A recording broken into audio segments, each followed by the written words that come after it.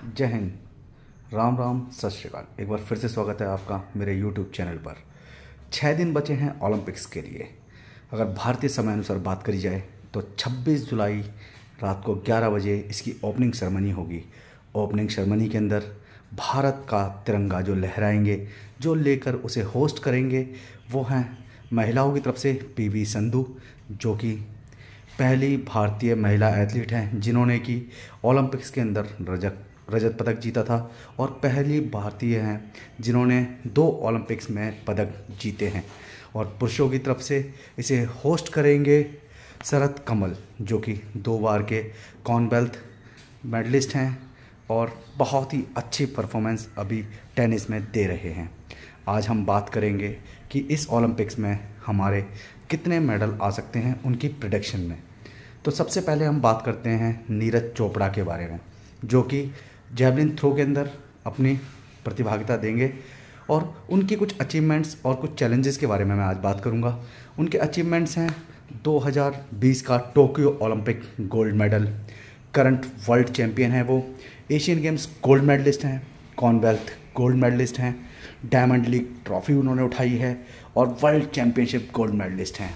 लेकिन यहीं अगर मैं उनके चैलेंजेस की बात करूं तो उन्हें जो सबसे बड़ा चैलेंज अभी तक है वो है कि आज तक वो अपना 90 मीटर का थ्रो या 90 मीटर से ऊपर का थ्रो नहीं कर पाए हैं, जो कि उनके लिए एक बहुत बड़ा चैलेंज है।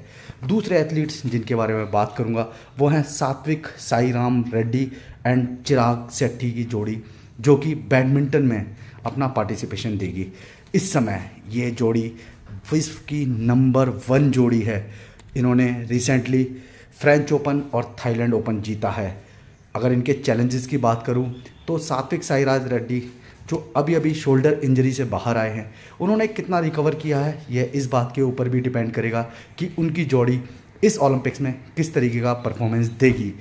तीसरे जो एथलीट हैं वो हैं अंतिम पोगाल, ये बॉक्सिंग में पार्टिसिपेट करेंगे। इन्होंने जूनियर वर्ल्ड चैंपियनशिप जीती थी और 2023 के वर्ल्ड चैंपियनशिप में ब्रॉन्ज मेडल जीता था। अगर इनके चैलेंजेस की बात करूं तो ये इनका पहला ओलंपिक होगा, तो थोड़े से एक्सपीरियंस की कमी। चौथे एथलीट जिनके बारे में मैं बात कर रहा हूं वो हैं लोवलिना वॉर्गेन, बॉक्सिंग के अंदर।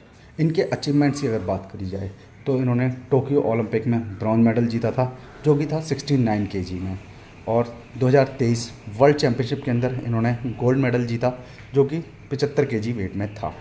अब यह 59 केजी से 75 केजी वेट में अपनी कैटेगरी चेंज कर ली है।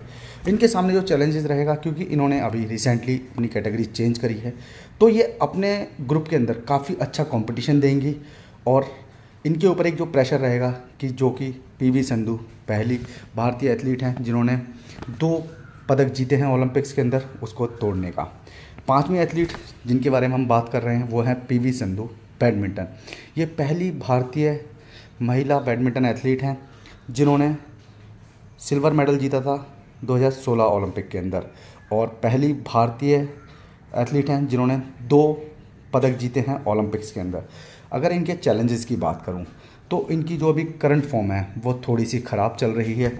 अभी रिसेंटली 2023 में ये सिंगापुर ओपन में पहले ही दौर में बाहर हो गई थी।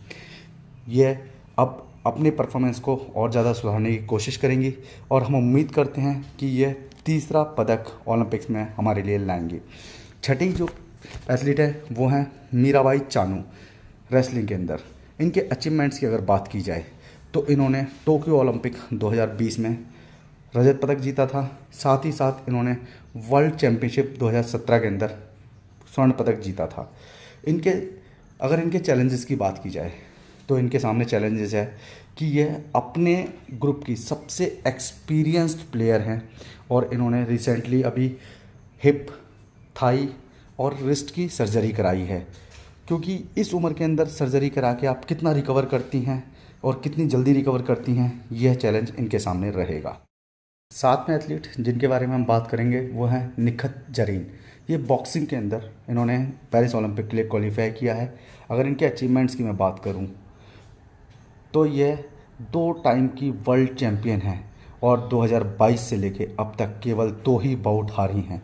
अगर इनके चैलेंजेस की बात करूं तो 2022 से लेके जो 2 बाउट से हारी हैं, दोनों के दोनों ही ये फाइनल्स और सेमीफाइनल्स के अंदर हैं, जिससे हमें ये डर रहता है कि जब नॉकआउट मूवमेंट्स होते हैं तो ये थोड़ा सा गड़बड़ा जाती हैं और अपने ऊपर प्रेशर महसूस करती हैं।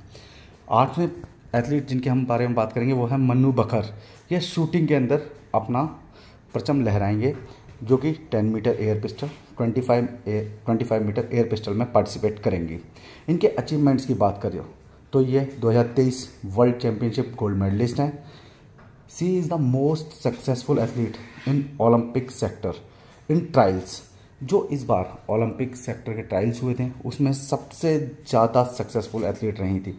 अगर इनके चैलेंजेस की बात करी जाए तो टोक्यो ओलंपिक के अंदर इन्होंने जो पार्टिसिपेशन दिया था, जब इन्होंने एंट्री करी थी ये रैंक 1 थी, लेकिन ये उसको मेडल में कन्वर्ट नहीं कर पाई थी।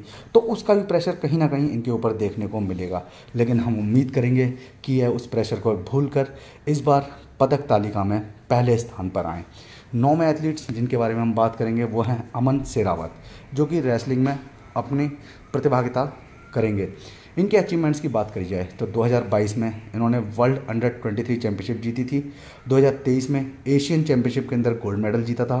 2023 के अंदर ही एशियन गेम्स के अंदर ब्रॉन्ज मेडल जीता था। अमन ऐसे अकेले एथलीट हैं जो कि इस बार मेल रेसलिंग में पार्टिसिपेट कर रहे हैं इस ओलंपिक के अंदर। अगर इनके चैलेंजेस की बात की जाए तो उम्र कम है, एक्सपीरियंस कम है इंटरनेशनल फाइट्स का, तो वो थोड़ा सा इनके लिए चैलेंज रहेगा। 10वें एथलीट की अगर बात करी जाए तो वो रहेगी हमारी मेंस हॉकी टीम, 8 बार की ओलंपिक मेडलिस्ट और रिसेंटली टोक्यो ओलंपिक में ब्रॉन्ज मेडल जीतने वाली। जो हमारी भारतीय हॉकी टीम है उसको पूल बी में रखा गया है, जिसके अंदर defending champion Belgium, Australia, New Zealand, Ireland रहेगी।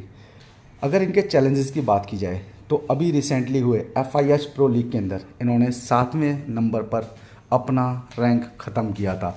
यह इनके सामने एक चैलेंज रहेगा, क्योंकि भारत जो पूल बी में है उसके अंदर बहुत ही मजबूत टीमें हैं। यदि वो पूल स्टेज को क्लियर कर लेती है तो उनके लिए आगे का कंपटीशन बहुत आसान हो जाएगा। इसी के साथ आगे की बात करेंगे अब हम कल के वीडियो में। आप चैनल को लाइक करो, शेयर करो और सब्सक्राइब करो। आपके एक लाइक शेयर से कुछ नहीं जाता है, लेकिन हमें बहुत ज़्यादा मोटिवेशन मिलता है। जय हिंद, जय भारत।